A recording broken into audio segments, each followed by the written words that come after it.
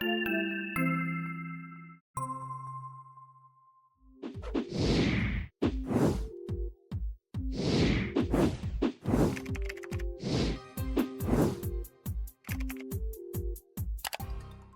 back, Richard. It's good to see you for this midweek podcast. Midweek in a new month. That's right.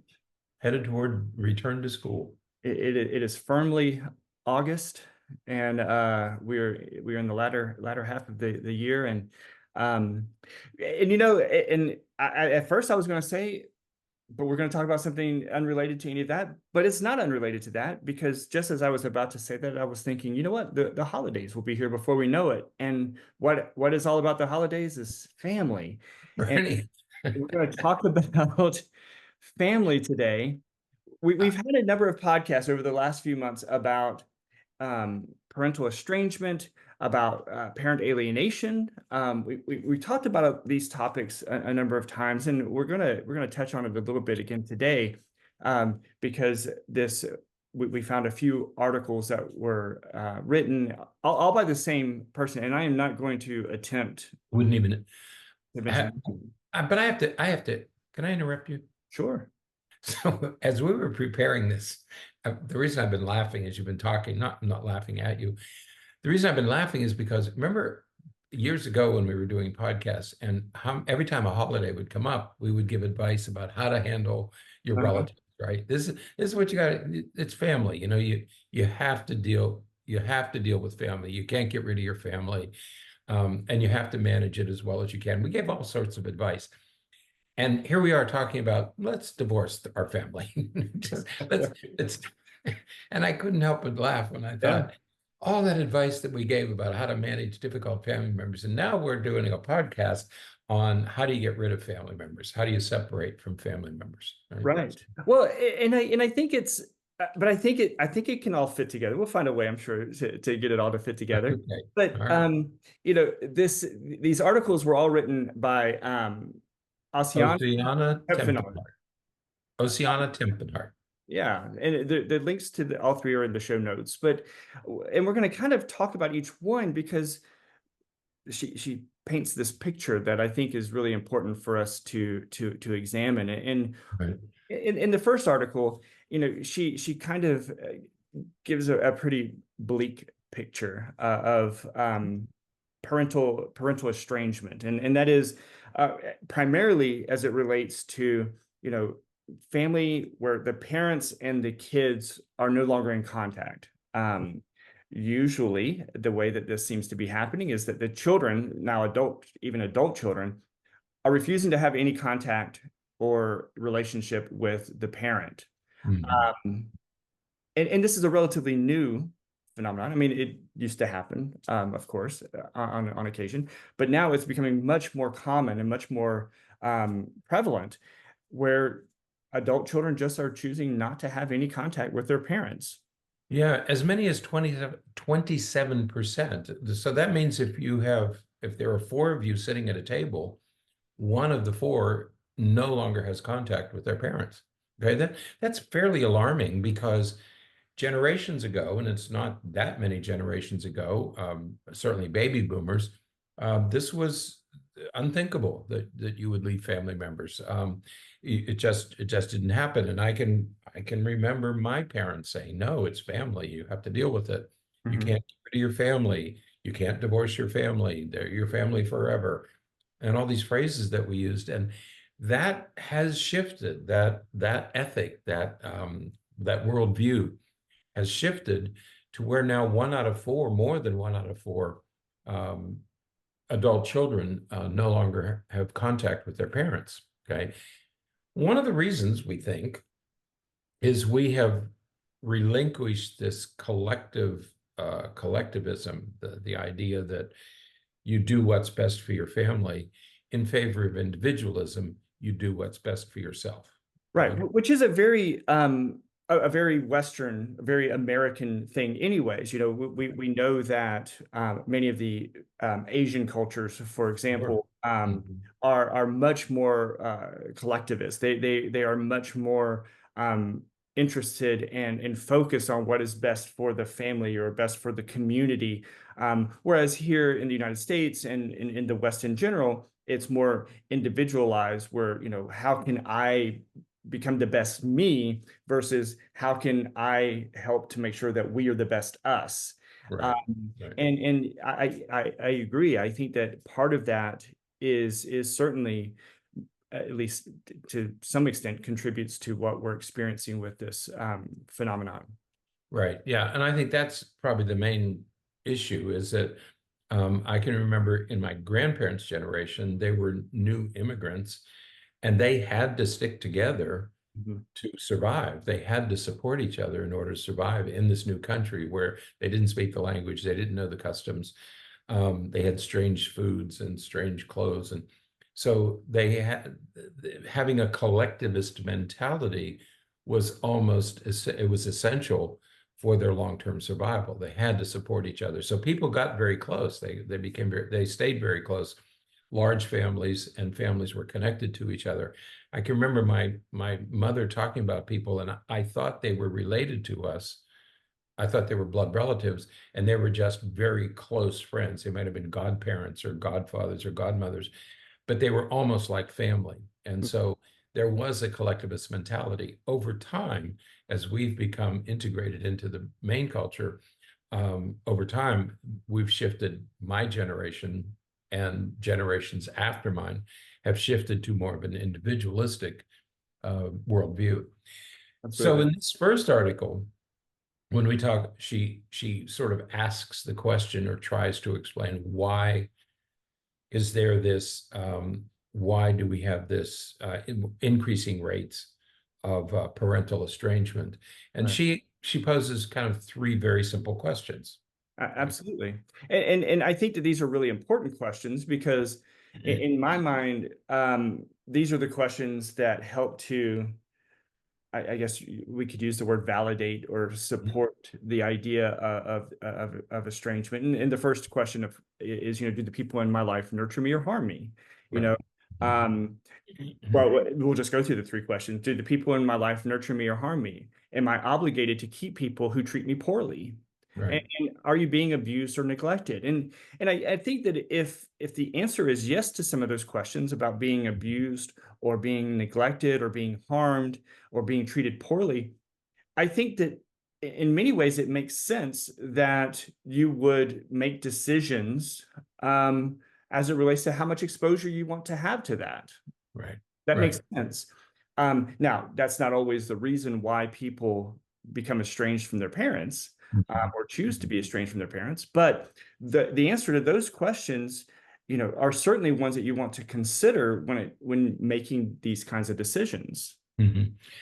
But one of the things that, and you and I talked about this as we are preparing this podcast, is that you also have to be very careful when we say, do they nurture me or harm me? Well, what do we mean by harm? I Right. mean, I don't mean to offend your sensibilities. If somebody criticizes your child rearing one time, that's not enough to break off relationships. We did a podcast on that about A month a ago. couple who decided they had to take a break from the mother and the mother-in-law because she made a comment about the baby, one comment about the baby, and they decided, well, that's probably a little extreme. And immediately apologized. Right. And she apologized for the comment. The mother apologized and she realized that she had offended them. And so she apologized for doing so. But the apology wasn't enough. And they decided they needed to take a break from their mother. That's probably a little extreme on the other end. If you're being harmed, and if you're being harmed repeatedly, Right. really harmed emotionally, verbally, physically, certainly physically, maybe it is time to take a break. Doesn't have to be permanent, just time to take a break. Um, am I obligated? No. The one thing that has happened is you are no longer obligated. I Right. was obligated to be in Right. my family. My father made it very clear that wasn't a choice. One time, my sister, she got angry with somebody in the family, and she said, well, "I'm never going there again." And my father said, "Oh, yes, you are." Right. And that was it. That's all that had Right. to be said. "Oh, yes, you are." It just wasn't, it wasn't allowed. The estrangement wasn't permitted. You were obligated to make it right. And are you being abused? If you're abused or neglected, that's a different issue. That's the extreme that, yes, maybe that's justifiable.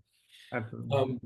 But in this new system, your presence, and I have to be careful with this, is a privilege, not a right. You don't have a right to be in my life.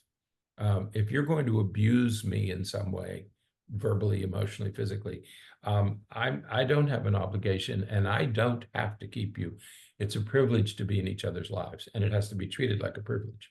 Absolutely. And as we move into the second article, I think that we should note, or I will note that I have in my life I have experienced both sides of this, where I've had to make a decision about how much contact or limiting contact with family members because of behaviors and actions that they were experiencing or that I was experiencing as a result of their some things that they were doing.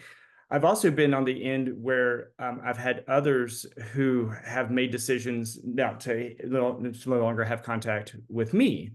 Um, Now, I shared that a little bit about that when we talked about parental estrangement and things like that. But I think it's important to note, and I'm saying that because sometimes even when we do, even as a parent, when we do all the things that we're supposed to do, when we feel like we're doing all the right things, sometimes our kids or a family member may feel as though or make a decision related to this that doesn't make sense to us. And so I think that, for parents, it's important to think and consider that, when it's done sort of unjustly, maybe using that word, when it's done unjustly, it hurts and it affects us. But it doesn't necessarily mean that we did something wrong. Because in the second article, she talks about 7 signs that it is time to go no contact with a family member. When some of these things are happening, it may be appropriate to sort of limit some of that contact and limit some of that interaction with the family member. And again, some of these are big things. Like the first one is physical or sexual abuse. Certainly if you're experiencing abuse, physical or sexual abuse from someone, not having contact with them is perfectly appropriate. Probably the right decision. Probably in your best interest. But again, as we go through some of these, you may sit there and think, I never did any of these things, and yet my kids won't have any contact with me. That's where we're getting into. That's where we feel like it's a problem, where kids or family members are encouraged sometimes to break off contact or to become estranged from us, short of any of these serious implications. And it does happen. It happens a lot. And we're speaking Right. from some experience from this. Right. And I see this as a sort of on a spectrum, Yeah. where you say at one end of the spectrum, the extreme end, you say, absolutely. Physical or sexual abuse, yes. And as you move down that gradient, it's yes, yes, yes, yes, yes. Maybe, no, no, no. Right. And so I think we have to gauge this very carefully as to where that demarcation is. Certainly sexual and physical abuse, that's a yes, you justifiable. The second one is if a family member has stolen from you. That's probably a reason to stay away. We had a family member one time who was a notorious thief. I mean, she stole from everybody. And she would walk around. She took a T-shirt of mine one time. I couldn't find this T-shirt. The next time I saw her, she had it on. And there was no question that it was my T-shirt. But she would steal everything. I mean, she stole clothes, she stole jewelry, she stole from everybody.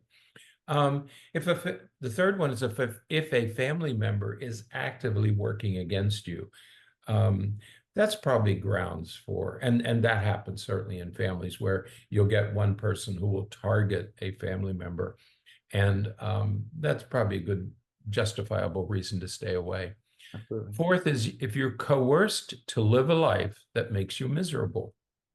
And goodness, we see a lot of this, particularly in this climate of with religion and politics. We're Mhm. certainly seeing it in politics. And with religion, I mean, there are parents who they insist that their children live according to certain religious principles, and the children don't want to.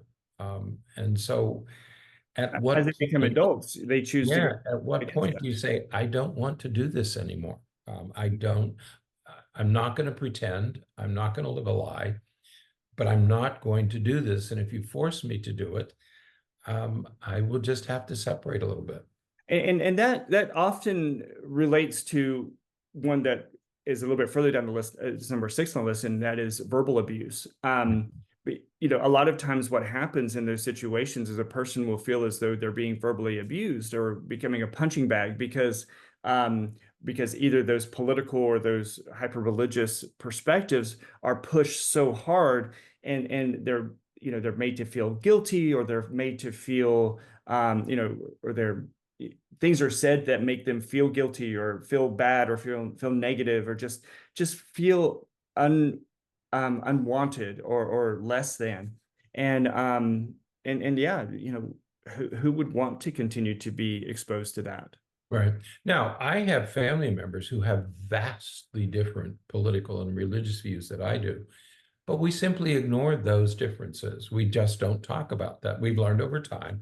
So I have the advantage of keeping family members that I deeply care about remain close to me, but we just avoid those topics that might do damage to our relationship. But I that don't. requires a mature relationship from on both sides, where we say, okay, clearly we don't agree on this, so we're just not going to talk about this stuff when we're together.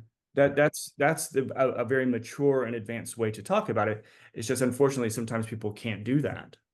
That's right. And if it's forced on you, or if you're diminished, if you're criticized and ridiculed, and somebody begins to verbally abuse you because of your political or religious views, then again, it may be justifiable to back up a little bit, to separate to some extent. Could be complete separation or partial separation, but you may need to do that for self-preservation. Right. Okay? Absolutely. So another one that is mentioned is that a family member believes you have no rights if they just come from a perspective that you don't have the right to a voice, or you don't have a right to make decisions. Certainly, again, that's maybe just cause to restrict exposure or experience with them. And the last one is that the family may exploit or undermine your career Yeah. or profession. And I think that this is a huge one, because people will say, we live in this time and experience in the world right now, where people will make allegations, or they'll make statements that can create and cause significant harm unduly. I was working with a parent recently, and she's a teacher, and she's having some conflict with her mother, who is making some allegations about some things involving the woman's child, and her mother is threatening to call the police about it. Well, if you're a teacher and somebody calls the police, and even if it's all proven to be false, but they call the police and say, threaten or accuse you of child abuse or something like that, that's Mhm. going to have a significant effect on your profession and your life. I mean, you just imagine, you've seen those articles in the newspaper about teachers accused of child abuse, or Yeah. it never is said. It doesn't matter that it's unfounded. It doesn't matter that it's There that isn't. there's no evidence. The damage is done. Yeah, the recanting or the unsubstantiated, no, it wasn't that doesn't get in the newspaper. What gets Right. in the newspaper is the arrest. Yeah. Mhm. So if a family member is doing something like that, that is truly going to damage your livelihood or your ability to provide for your family, Mhm. that may be another just cause. So Yeah, this one about you have no rights. We see that with teenagers, yeah. especially middle and older teenagers, where parents will want to continue to control their teenagers, whether it's how they vote, or whether they go to church, or whether they believe in God, or um, remember, teenagers by definition are going to develop different ideas often they will develop different ideas from their parents. Right. It's the parents' obligation to work through those differences with their children, not to negate and ignore their children's beliefs or their children's transitions, and to say that you're not allowed to make this decision. Well, a 15 or 16-year-old is allowed, and they're going to make it whether you want them to or not. Right. Better to work with them than to just deny them the right to do so. Well, right. And if you don't, Mm. what's going to happen is as soon as they turn 18, then they're going to I had a kid say that to me the other day. I said, well, he's like 15 or 16. I said, man, how are you going to, he said, I'm going to do it until I'm going to do this until I'm 18 and Yeah. I'm out. I'm leaving Okay. and I'm never looking back. So generally speaking, with this article, what she suggests is that sometimes estrangement is worth it. Sometimes, Right. it is appropriate. You do have to weigh whether the punishment fits the crime, whether, a total estrangement is necessary versus, you know what, I'll see you on Easter, or I'll see you the next Yeah. next Yeah. holiday or something, and that will be fine. But sometimes it's if you truly are being victimized, or you truly are being abused or injured as it relates to this relationship, Right. then perhaps you don't want to sacrifice yourself or your integrity, or who you are as a person, just because just to make somebody else happy. That's So right. But make sure you're really a victim. I mean, don't be offended. Don't be too easily offended. I mean, we all get offended. Make sure you're a victim. And remember, estrangement doesn't have to be total. It can be partial. You and I have said in many previous podcasts, maybe you go for Christmas and you stay for 2 hours. You don't have to stay the entire day. You right. just go, you make an appearance, you pay your respects, and then you leave. So estrangement can be partial. It doesn't have to be full estrangement. You may not want to have certain conversations with certain family members. That part's okay. But you don't have to sacrifice yourself to keep your bullies happy.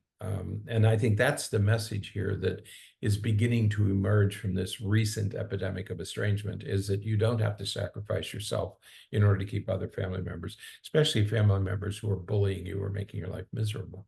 Absolutely. Now we'll go through this third article a little bit faster, because we're we don't want to go too long today. But this third article is another article from Your Tango by the same author, entitled "We Are Witnessing the Great Parental Estrangement of the 2020s." And here she kind of just talks about it as this epidemic of so many people. This is happening to so many people.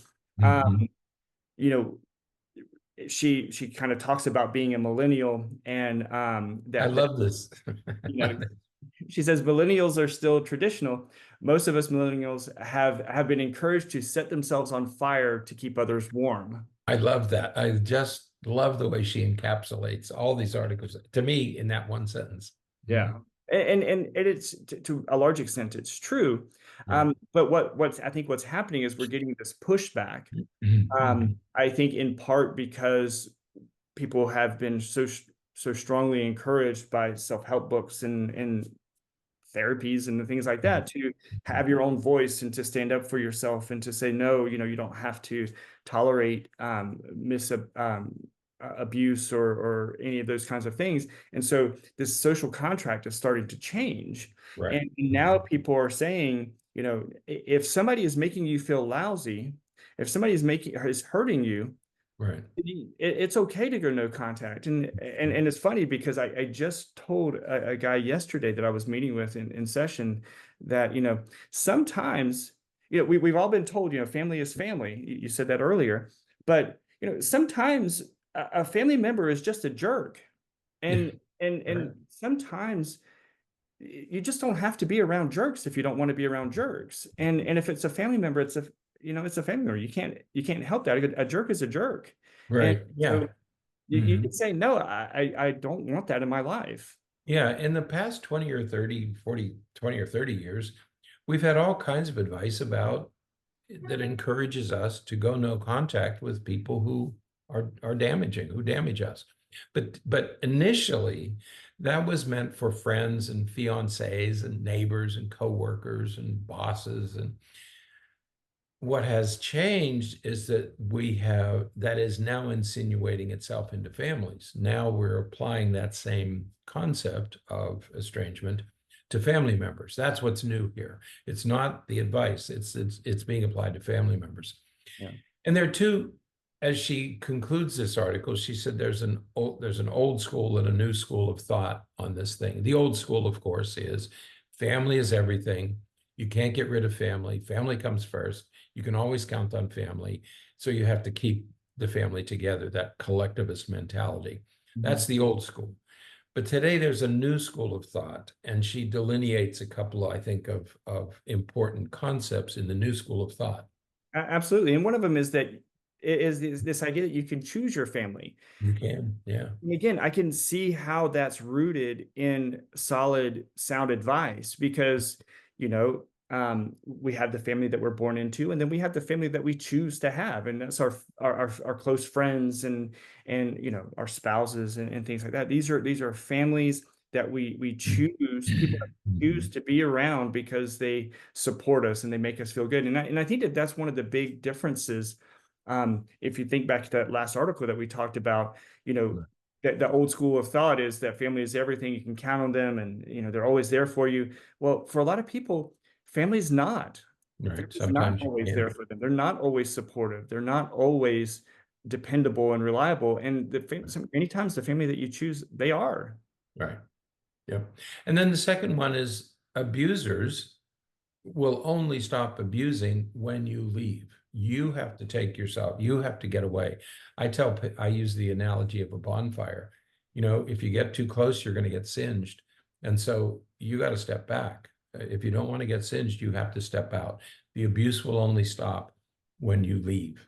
Absolutely. And the next one is that, and this is hard for people, but you don't really owe your parents or any family member, you don't owe them anything. That's right. Sometimes and this is more maybe a little bit of an older generational thing, but sometimes as we grow up, we feel guilty for what we put our parents through, especially those of us who were had really challenging behaviors when we were growing up and things like that. We may feel guilty. And so we feel like we owe our parents, something as we pay penance for the rest of our life. But now it's, the new school of thought is that, no, we don't really owe our parents anything. Sometimes some of the challenges that we have in life is because of the way that our parents handled things or because of the things our parents did. And so we don't really owe them anything. Right. Yeah, they brought us into this world, but We didn't ask. It wasn't like a request, it wasn't our choice. I have a Right. favor to ask, would you have me? It doesn't work that way. And so as a parent on the other side of that issue, my job is to love my children. I have no right to expect anything in return. I hope that they love me in return, but they may not. And I have no right to expect that they will. Right. I must act in a way that is loving, that they might return that love to me. But I have no expectation that my children will take care of me or that they feel that they might have an obligation. They might feel that, but I don't expect that of them. I didn't have children to take care of me in my old age, Absolutely. And so no, there's no expectation there. We don't owe our parents anything. And I tell parents that if your children don't respect you, you need to think about what you may have done to earn the disrespect. Right. When I had one of my kids stop speaking to me for a while, and I had to say, well, what did I do that may have caused this? And we have to reflect on some of those difficult questions. Absolutely. And in situations where the parents are treating you badly, again, this new school of thought suggests that, cutting ties may be a valid way to hold them accountable. Right. Well, you treated me this way, therefore, I can't have contact with you anymore. And again, I think that that's sound advice, if it truly is being treated badly. Not, again, there are people sometimes who are a little bit overly sensitive, and just because your parents don't agree with the color car you bought, doesn't necessarily mean that they're treating you badly. But so it needs to be valid and substantiated. But in those cases, yeah, cutting ties with them may be the most appropriate steps to take.